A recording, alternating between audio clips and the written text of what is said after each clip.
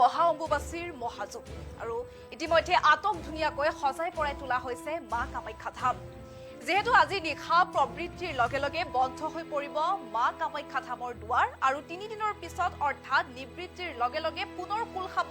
শক্তিপীঠৰ দুৱাৰ আৰু ইতিমধ্যে দেশ বিদেশৰ ভক্তৰ আগমন দেখিবলৈ পোৱা গৈছে আৰু তাৰ সমান্তৰালভাৱে বিভিন্ন বেশভূষাৰ সাধু সন্যাসীৰো আগমন ঘটিছে নীলাচল পাহাৰলৈ এতিয়া এক আটক ধুনীয়া পৰিৱেশে সজাই পৰাই তোলা হৈছে শক্তিপীঠৰ ধাম আৰু বিভিন্ন দেশ বিদেশৰ ভক্তৰ যেহেতু আগমন ঘটিছে আৰু সবাতোকৈ ডাঙৰ কথাটো হৈছে যে পূৰ্বৰ দৰে এইবাৰো ভিআইপি আৰু ভিভিআইপিৰ দৰে কোনো ব্যৱস্থা ৰখা হোৱা নাই আৰু কটকটীয়া কৰি তোলা হৈছে নিৰাপত্তা বেষ্টনী আমি এই মুহূৰ্তত সবিশেষ তথ্য জনাম আমি এই মুহূৰ্তত জনাই গৈছো যে এতিয়া আটক ধুনীয়াকৈ সজাই পৰাই তোলা হৈছে মা শক্তিপীঠৰ ধাম যেহেতু আজিৰে পৰা মহা অম্বুবাচীৰ মহাযুগ আমি এই মুহূৰ্তত মা কামাখ্যা ধামৰ কিছু দৃশ্যাংশ দেখুৱাৰ চেষ্টা কৰিছো যেহেতু আজিৰে পৰা অম্বুবাচী মহাযুগ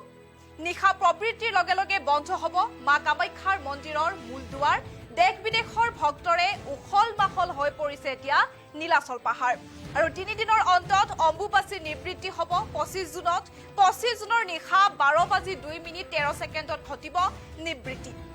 আৰু 26 জুনত ভক্তৰ বাবে পুনৰ খুলি দিয়া হ'ব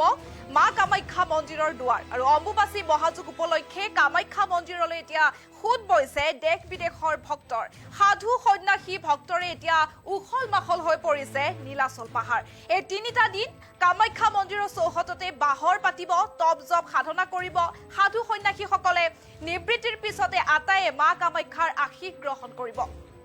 যেহেতু পৌৰাণিক কাহিনী অনুসৰি 51খন শক্তিপীঠৰ ভিতৰত অন্যতম হ'ল এই মা কামাখ্যা ধাম যেতিয়া সতীৰ শৰীৰৰ অংগ ভগৱান বিষ্ণুৱে বিচ্ছিন্ন কৰিছিল তেতিয়া সতীৰ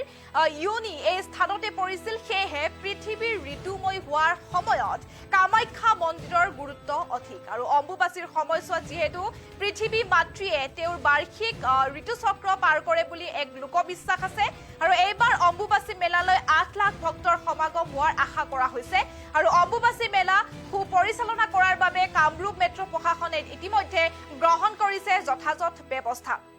আৰু ভক্তসকলে যাতে কোনো ধৰণৰ অসুবিধা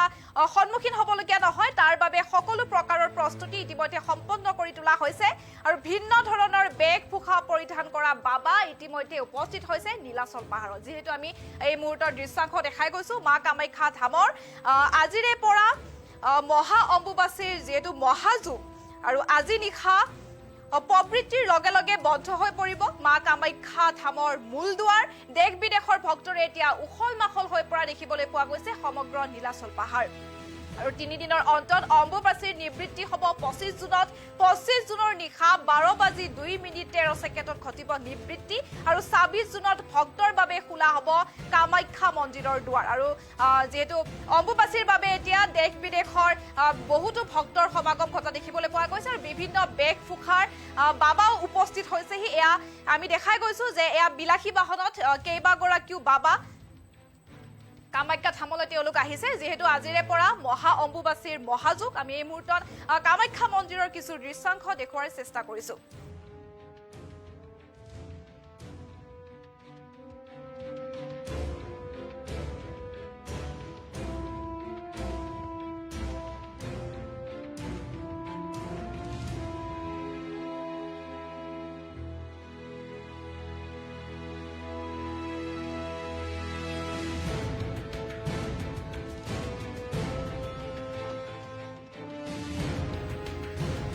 এয়া সমান্তৰালভাৱে একাংশ খোজকাঢ়ি অহা বাবাও দেখিবলৈ পোৱা গৈছে আৰু তাৰ সমান্তৰালভাৱে বিলাসী বাহনতো আহিছে একাংশ বিভিন্ন বেশভূষা পৰিধান কৰা বাবা আমি এক অন্য দৃশ্যলৈ আগবাঢ়িছো এয়া শক্তিপীঠত বাবাৰ লাঠি নৃত্য দেখিবলৈ পোৱা গৈছে আৰু লগতে ডম্বৰু বজাই ভক্তগণে মাৰ ওচৰত প্ৰণিপাত কৰাও দেখিবলৈ পোৱা গৈছে এয়া আমি দেখাই গৈছো মা কামাখ্যা ধামৰ বৰ্তমানৰ দৃশ্যাংশ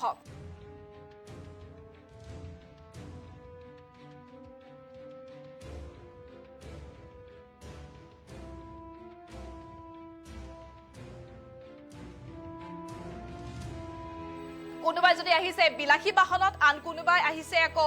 খোজকাঢ়ি মা শক্তি ধামলৈ আহিছে তেওঁলোকে যাত্ৰা কৰিছে আৰু তাৰ সমান পাইছো যে বিভিন্ন ধৰণে তেওঁলোকে ভক্তি কৰিছে, প্ৰণিপাত কৰিছে। কোনো বাবাই যদি লাঠি নৃত্য প্ৰদৰ্শন কৰিছে, আন কোনোৱে আকৌ ডম্বৰু বজাই মাৰ চৰণত প্ৰণিপাত কৰা দেখিবলৈ পোৱা গৈছে।